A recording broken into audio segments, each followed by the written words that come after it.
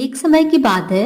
रामपुर नामक एक गांव में आरती नाम की महिला अपने दो बच्चों के साथ रहती थी। आरती के पति का एक हादसे में देहांत हो गया था। उसके बाद से आरती के घर की आर्थिक स्थिति अच्छी नहीं थी, जिसके कारण आरती दूसरों के घरों पर काम किया करती थी और उसी से तीनों का गुजर बसर होता था। और होली का समय पास था। तभी राजू और कोमल बाहर बैठे हुए थे। तभी उन्हें पड़ोस में रहने वाला मुन्ना दिखाई दिया, जिसके हाथ में होली के सामान की थैली थी। तभी कोमल कहती है, भैया देखो मुन्ना कितना सारा सामान लेकर आया है, हम कब जाएंगे सामान लेने? जाएंगे कोमल, हम सामान लेने जाएंगे। अब राजू ने कह तो दिया था, पर समझ में उसके भी नहीं आ रहा था कि ये सब कैसे होगा। यह कहकर दोनों भाई बहन घर के अंदर चले जाते हैं और देखते हैं कि माँ बेहोश पड़ी थी। तभी राजू कोमल से कहता है, कोमल तू मम्मी का ध्यान रख, मैं अभी डॉक्टर को लेकर आता हूँ। थोड़ी देर बाद राजू डॉक्टर को लेकर आया। डॉक्टर ने आरती की जांच किया और कहा, इन्हें खून की कमी है, सही खाना पीना ना होने पर ऐसा हो जाता है। मैं दवाई लिख कर देता हूँ, मंगा लेना और इनके लिए कुछ फल ले आना। डॉक्टर के जाने के बाद राजू सोच में पड़ गया कि अब दवाइयों का इंतजाम कैसे होगा। तब तक मम्मी को भी होश आ गया। सारी बात जानकर वो बोली, एक तो पहले से ही इतनी मुसीबत थी और ऊपर से मैं भी अब बोझ बन गई। नहीं माँ, तुम बोझ नहीं हो, मैं करूँगा आपके दवाइयों का इंतजाम। कोमल मैं अभी कोई काम देख कर आता हूँ। अगले दिन राजू काम की तलाश में निकल गया। साहब कोई काम मिलेगा? क्या काम कर लेगा तू? साहब कोई भी काम हो मैं कर लूंगा। चलो ठीक है, फिर चल झाड़ उठा और उसे दुकान के सामने लगा दे और अंदर होली का सामान पड़ा है उसे बाहर लाकर सजा दे।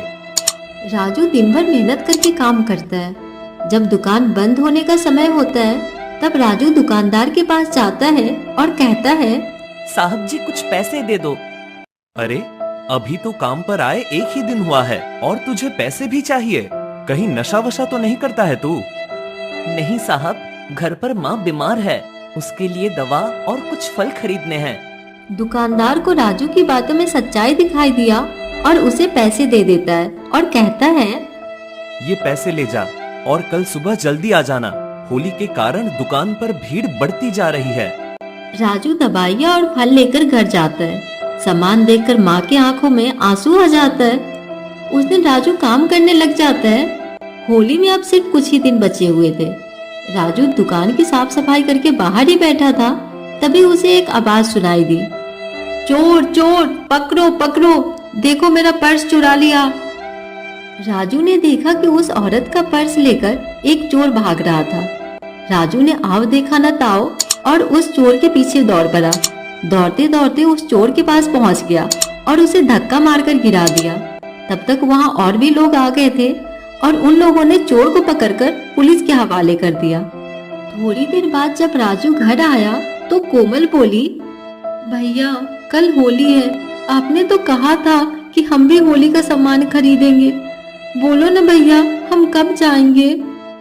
कोमल की बात सुनकर राजू की आंखों में पानी आ गया और वह मन ही मन में बोला, दुकान के मालिक से मैंने पैसे पहले ही ले लिए माँ की दवाइयों के लिए और अब मेरे पास पैसे भी नहीं हैं। अब कहाँ से लाऊं इसके लिए होली का सामान? तू फिक्र मत कर, मैं तुझे होली का सामान जरूर दिलवाऊंगा। राजू ये कोमल से बोल ही रहा था, तभी वहाँ एक कार आई। उसमें से वही कल वाली औरत थी जिसका पर्स चोर लेकर भागा था। उसके साथ उसके पति भी निकले। उनके हाथों में ढेर सारे होली का सामान था। आंटी आप यहाँ कैसे? बताती हूँ, पहले अंदर तो चलो। वो औरत और उनके पति राजू के साथ अंदर आते हैं और राजू के माँ से मिलते हैं और कहते हैं, आपके बेटे की वजह से हम लोग आज बर्बाद होने से बचे हैं। जिस पर्स को राजू ने चोरी होने से बचाया है उसमें मेरे घर के सारे जमीन के कागज पत्र थे। अगर वह चोरी हो जाता तो हम सड़क पर आ जाते। राजू ने हमें बेघर होने से बचाया है। इसे बहुत मुश्किल से खोजते खोजते यहाँ आए हैं, इसलिए हमने उसके लिए कुछ लाया है। इसमें आप लोगों के लिए रंग और पिचकारी है। और बहन जी, आप अपने काम के लिए चिंता बिल्कुल मत करिए। आप अब कल से हमारे घर में साफ सफाई का काम कर लेना और अब से राजू तुम काम करना बंद करो और कल से तुम दोनों स्कूल जाओगे। राजू की माँ के आंखों में आंसू आ गए। आज उन्हें अपने बेटे पर गर्व महसूस हो रहा था और उधर राजू भी बहुत खुश था। और हो भी क्यों ना, आखिरकार ये होली राजू को बहुत कुछ दिया था। हेलो दोस्तों, तो कैसी लगी आप सभी को हमारी ये कहानी?